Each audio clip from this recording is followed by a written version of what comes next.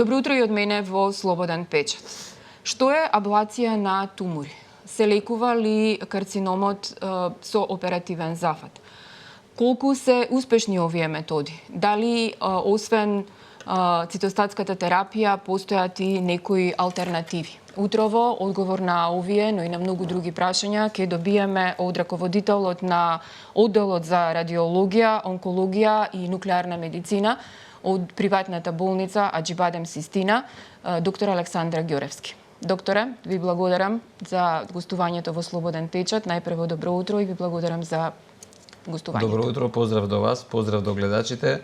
Драго ми е дека сум дел од оваа емисија и драго ми е дека ќе имаме во наредните неколку минути прилика да поразговараме на неколку различни теми. Како што кажавте во најавата, јас сум интервентен радиолог. Ајде околу тоа да објасниме што значи интервентна радиологија најпрво на гледачите. Интервентната радиологија е гранка од медицината која што се занимава со минимално инвазивен третман на одредени заболувања во човечкото тело. Јас како примарно мое образование е радиологијата, меѓутоа потоа сум се насочил како субспецијалност на интервентна радиологија. Тоа значи дека не само дијагностицираме, туку во голема мера и третираме одредени заболувања. Сега интервентната радиологија како поминуваат годините наназад станува се поголема и поголема, па и тука веќе се оформија неколку подгранки.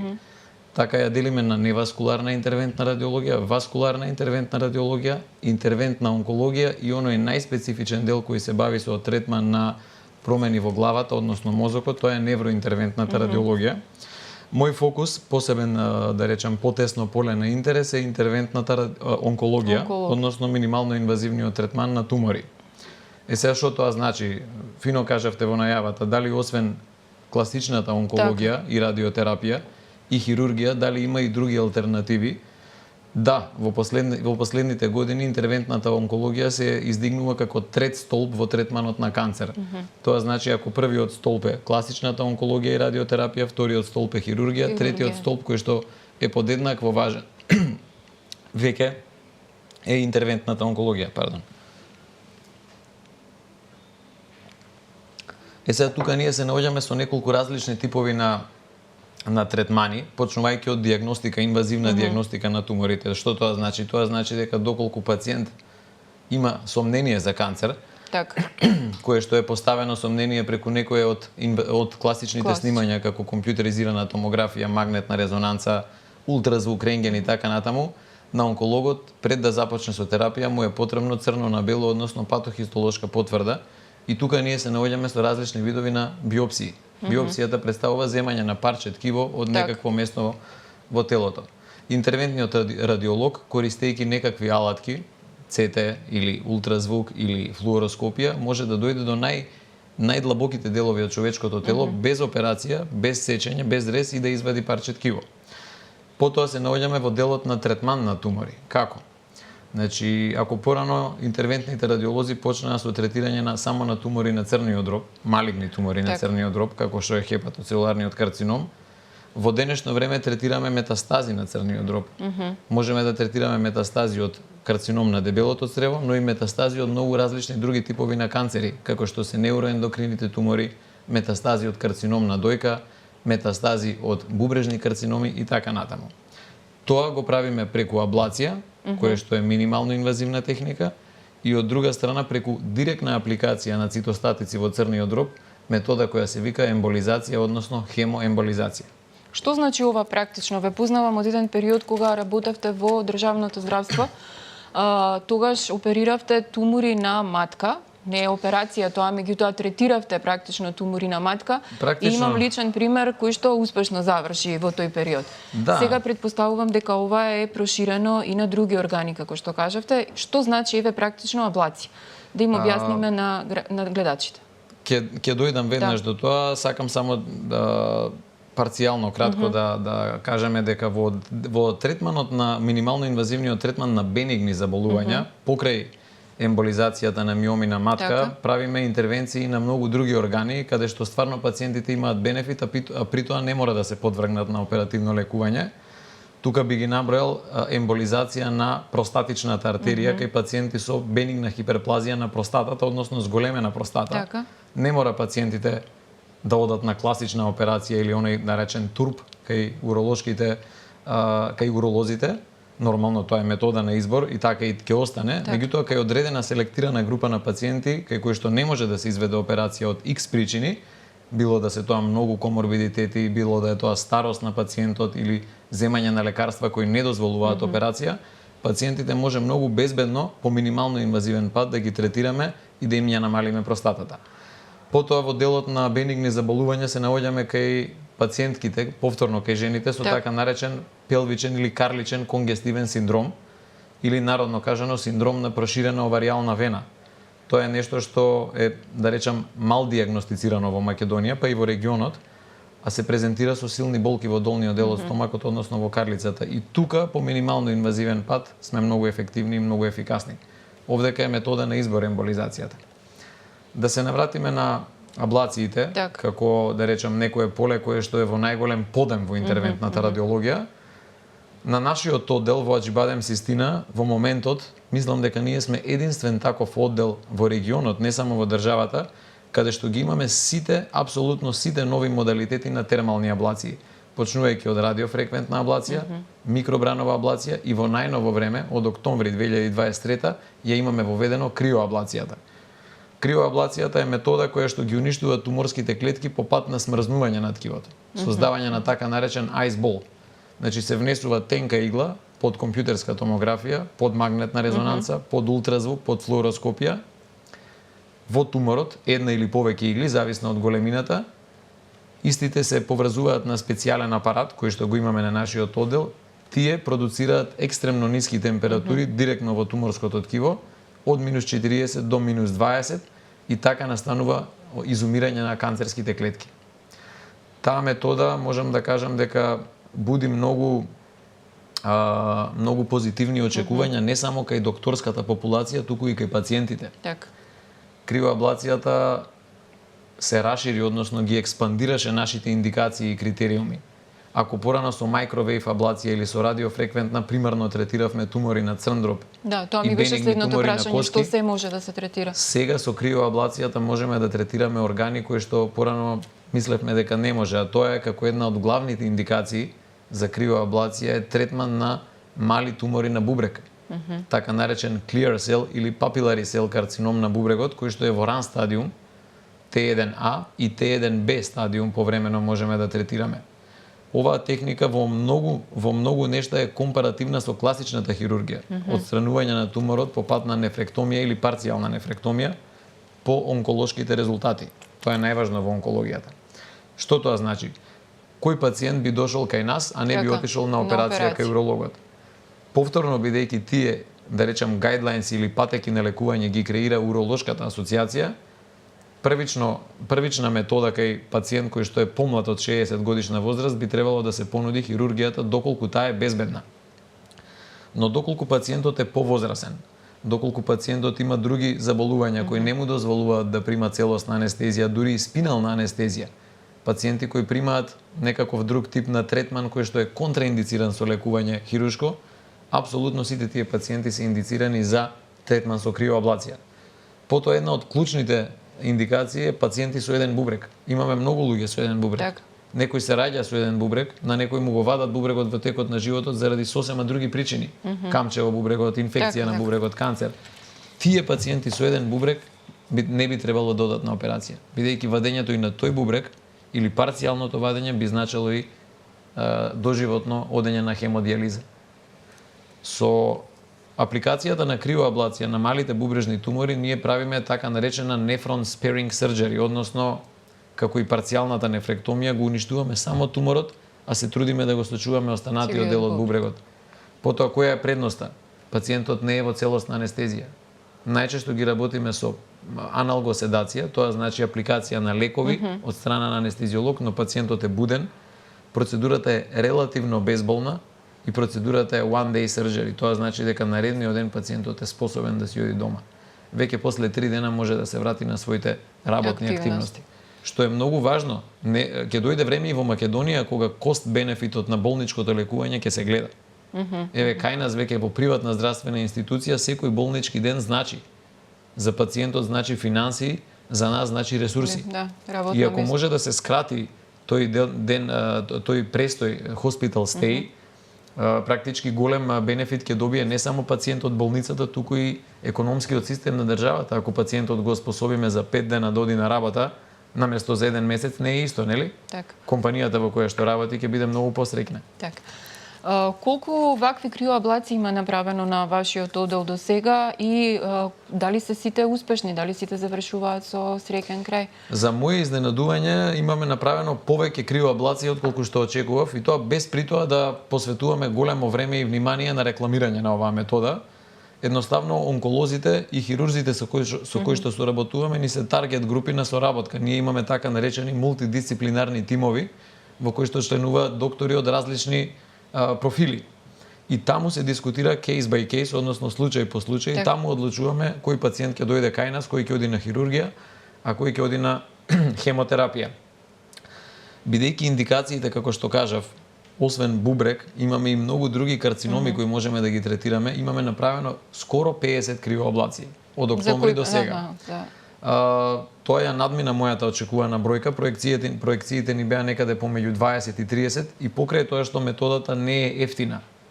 Морам да напоменам дека за сега и покрај тоа што сме не единствени во Македонија, единствени во регионот. Так. Криоаблација нема во Косово, крио нема во Србија, крио нема во Бугарија и дури во Северна Грција.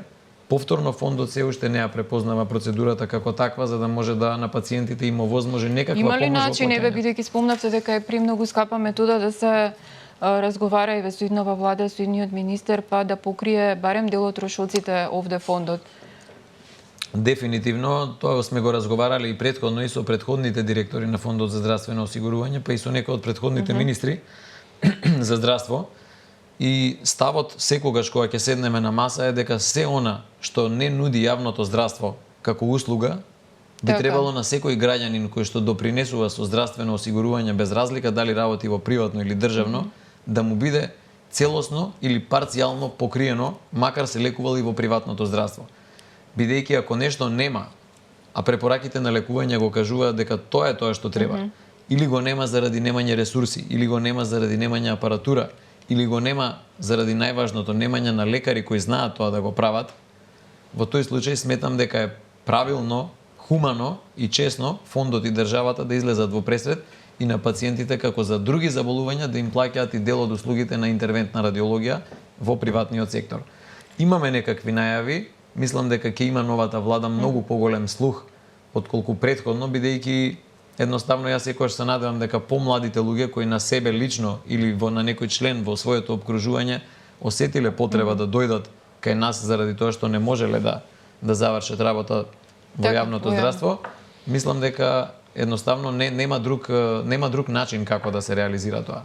Во спротивно, сите ние ќе треба да даваме од свој џеп средства кои што не се баш малку.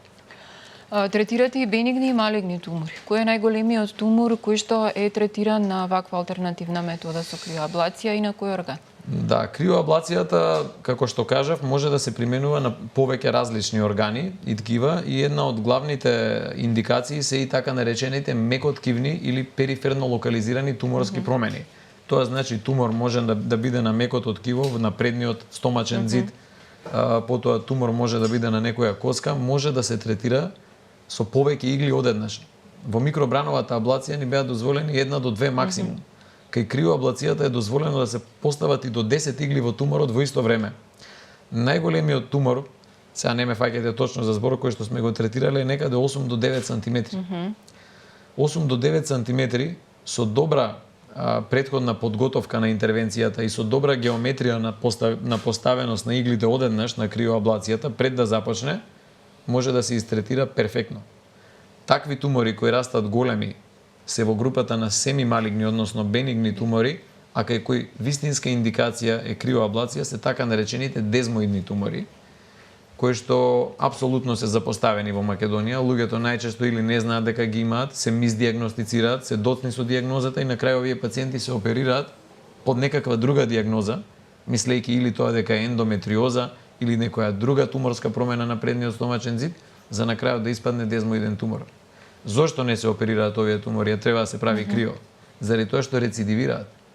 Знаеме во медицината Ќе се појави на некое друго место, да. Од кога ќе се појави повторно, пак треба да се оперира и пак да се оперира, ќе имате 300 резови на телото. А вака нема да имате ниту една дамка, а туморот ќе биде истретиран со еднакво добар квалитет. Можеме ли да позборуваме малку околу цената? Од влезот на пациентот во клиниката до крајниот резултат колку чини и дали овој третман е еднократен, зборувам, еднаш се завршува со криоаблација и потоа нема потреба, или можно е да се појави повторно потреба од таква нешто? Прашањето е идеално од повеќе аспекти. Прво, цената на третманот со криоаблација е директно зависен од големината на туморот, односно директно зависен од бројот на игли за криоаблација кои ги употребуваме. При третман со криоаблација, освен иглите како скап потрошен материјал, имаме и газ, аргон, кој што треба да биде специфично донесен на одреден притисок во болницата, кој ние повторно го купуваме. Тој не е прескап, меѓутоа делумно влијае на цената. Ако зборуваме за една туморска промена од некаде од 4 см, 3 до 4 см, кај што најчесто употребуваме 2 до 3 игли за криоаблација и една боца на аргон на 300 бари, со една вечер болничко лекување, цената некаде се движи околу 5.500 до 6.000 евра. Грубо. Сето тоа може да биде нели плюс или минус, во медицината нема 2 и 2 4 никогаш, бидејќи пациентот може наместо една да треба да има 2 или 3 крвни слики, или наместо да не прими ниту еден лек, да треба да прими 2 или 3 единици крв. Но најчесто е ова што ви го кажав. Најчесто. Така. Да. Спомнавте дека сме единствени не само во Македонија, него и во регионот со овие третмани. Дали повеќе имаме пациенти од страна или се наши домашни македонци? Кај конкретно во делот на аблативните техники се уште, да кажам, гордо пациентите се повеќе од Македонија, иако голем дел од пациентите ни се и од Косово. За аблации ни доаѓаат пациенти од јужна Србија. Зборувам за радиофреквентна и микробранова аблација. За криоаблација добиваме пациенти и од Бугарија, од цела Србија, од Косово, буквално во тие земји нема оваа интервенција. Дури од Албанија имаме пациенти, иако таму во центарот во Тирана само што започна третман со криоаблација, меѓутоа тврдам дека е на многу пониско квалитативно и квантитативно ниво. Дали сите тумори кои што ги имате третирано завршуваат успешно? Одговорот тука е не. Бидејќи добиваме различни типови на канцери во различни стадиуми и мислам дека не постои ни една гранка од медицината која има 100% ефикасност во третман на канцер. Затоа и смртноста од карциноми е се уште толку висока и затоа и ново појавувањето на канцери е толку, да речам, во пораст. И покрај енормниот напредок на медицината во делот на фармакотерапијата, во делот на интервентните процедури, минимално инвазивни и хирургијата која веќе е роботска на многу подрачја, бројките на смртност од канцер растат. Да се вратам на тоа, значи одговорот е не, меѓутоа се трудиме да ги почитуваме правилата на игра, особено во третман на пациентите на тумори на црн дроб, и да третираме пациенти само кај кои можеме да гарантираме со голема веројатност дека туморот ќе биде целосно уништен.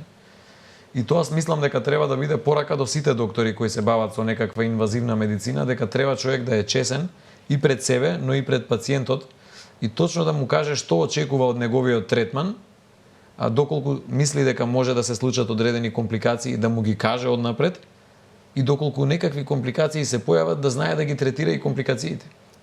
Оти во Македонија имам чувство во последно време дека најголем проблем во здравството е тоа, немање на критичност. Така.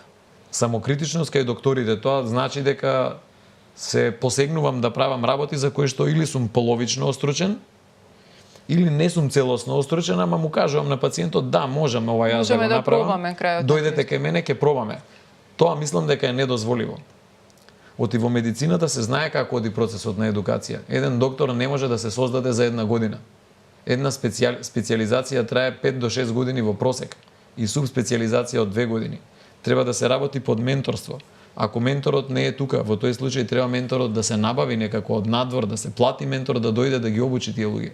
Оти не е должен пациентот некој да се тренира на него. Ние сите сме тренирале на пациенти. Меѓутоа сме имале надзор над тој тренинг. Сме имале ментор кој ни ја водел специализацијата и бил тука секогаш ако се случи нешто. Ако немате бекап, јас не советувам да се бавите со себе. Дали доктор Ѓуревски има некого во моментов што обучува и со колкав тим работите? Јас освен медицината, да речеме втората работа која што многу ме исполнува е едукација во медицината и бев и доцент на медицинскиот факултет во Скопје, сега ќе бидам веројатно доцент на универзитетот во Штип. Постојано сакам да бидам опкружен со млади луѓе. Тоа значи дека сметам дека ние ако не едуцираме кадри, јас се уште се сметам за млад, меѓутоа ете сум дошол малку порано во фаза да можам да едуцирам и други луѓе. Ако не едуцираме млади доктори и не им го пренесуваме целосно нашето знаење, мислам дека со тоа правиме греф, бидејќи утре треба да се ставиме во кожа на пациенти ние. Така. Ако јас го кријам моето знаење, не го пренесувам, во тој случај утре ќе ми биде страв да појдам на лекар. Ќе немам кај кого да појдам. Така што да, нашиот тим се состои во моментот од 2 млади лекари плюс кои се насочени кон интервентна радиологија. И мислам дека со тоа ќе се бават комплетно. Потоа имам повозрасни колеги, тоа е професор Зоран Трајковски кој се бави со овие работи кои јас ги работам.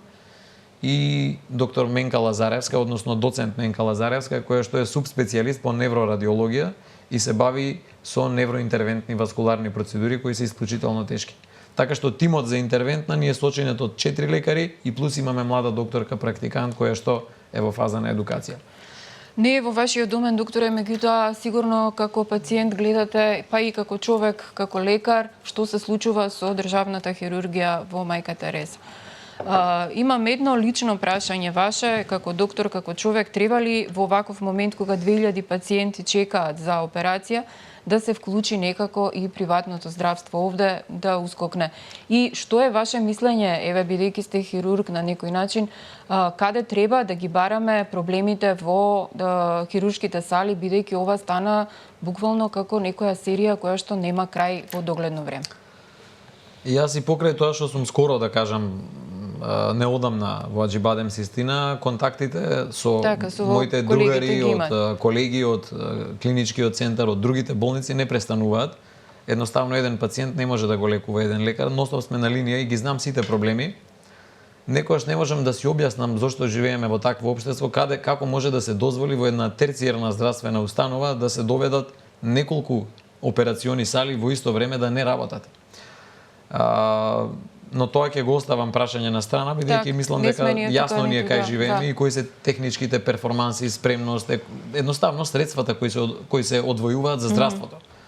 Македонија е бедна држава, ние не треба да се лажеме, а здравството по дефолт е сектор кој што е загубар. Ние не можеме од здравството да бараме да е профитабилно. Треба да бараме од профитабилност од економијата, стопанството, земјоделието. Здравството треба да ги лекува луѓето без при тоа да мисли на трошоците. Не да се расфрламе, ние не можеме да се расфрламе, оти не сме земја со ресурси. Меѓутоа тековно можеме да одржуваме. Меѓутоа мора секоја власт да одвојува повеќе средства во здравствениот систем. Кое е моето гледиште, како може да се спаси народот, односно да се подобри здравството на луѓето и при тоа животниот век? Некако да настане спојување на приватното и јавното здравство, односно така наречен public-private partnership.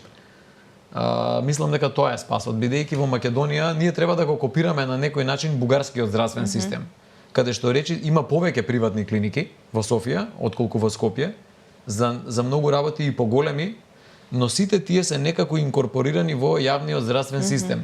Што тоа значи? Да парафразираме, тоа значи дека јас како пациент со нормално здравствено осигурување, не приватно, можам да се лекувам и во Систина утре за одредени услуги кои или ги нема во јавното здравство, или јас сум сакал да одам таму да го одберам доктор Александар Ѓорески или некој друг лекар. Меѓутоа базата за таа услуга ќе ми ја покрие моето здравствено осигурување, државата, бидејќи јас така сум сакал едноставно. Затоа што сум одбрал лекар, ќе си платам од джеп екстра. Така. Кај интервенциите како криоаблација или некои други типови на аблација кои се единствени, каде имаме скапи потрошни материјали, а ги нема во јавното здравство, државата мора без пардон да ги покрие на пациентот. Услугата можам да си ја платам сам, ако сакам да спијам во убава соба или да јадам убава храна утрото кога ќе се разбудам од операцијата. Тоа ќе си го платам, оти тоа е луксус. Но базата, она што е скапо, треба да го покрие државата. Се додека не се инкорпорира некако јавното, односно приватното здравство во јавниот сектор, македонските луѓе ќе чекаат походници, македонските луѓе ќе за жал морам да го употребам терминот, умираат по ходници По ходници. и едноставно нема да го дочекаат денот на својата операција. А по однос на прашањето дали салите смеат да не работат толку долго, не, тоа нема дискусија. Така. А кој е проблемот генерално? Еве рековме дека вашево искуство што зборува. Кога и да се постави прашањето зошто салите не работат, некако докторите зборувам од медицински аспект. Проблем е кислородот таму. Последниот проблем кој што колку што прочитав еве ја од медиуми или вака низ неврзани разговори со колегите од хирургија беше проблем со гасовите, медицинските гасови. Медицинските гасови се екстремно важни бидејќи од нив анестезиолозите често пати црпат нели за време на операцијата гас кој што може да го одржува пациентот во живот. Ако настане некаква колизија или помешување на тие, да речам, гасови од доводот и одводот на гасовите, тоа може индиректно да се рефлектира фатално по здравјето на пациентот. Како тоа настанало, зошто настанало и зошто воопшто се дозволило тоа да излезе во јавност и да трае повеќе од еден ден, тоа не ми е сватливо. Не е повеќе од еден ден, со недели. Тоа трае со недели. Така. Да. Доктор Ѓуревски, имате ли навалица повеќе на пациенти за операции во овој период, еве за крај на интервјуто во Систина? Да, имавме некаква дискусија пред некој ден на еден од нашите состаноци интерни во болницата. Да, дефинитивно имаше во тој период. Меѓутоа, не мислам дека драматично е зголемен бројот и кај нас на операции и интервенции, заради тоа што од проста причина ние капацитет имаме лимитиран. Так. Веќе клиничката болница Аџибадем Систина го надминува капацитетот на пациенти што ги прима од, да речам, од градежен аспект. Нам веќе ни фалат уште соби за лежење, уште операциони сали и на тоа во моментот се работи. Така. Да. Ви благодарам за гостувањето. Мислам дека опфативме се за што требаше да зборуваме во интервјуто. Оставам простор за некоја нова метода, познавајќи те, веројатно за кратко време ќе имаме да зборуваме за нешто ново. Вие, почитувани гледачи, останете со програмата на Слободен печат. Секако следете го веб изданието и очекувајте го издавањето на нашиот весник. Ви благодарам за вниманието.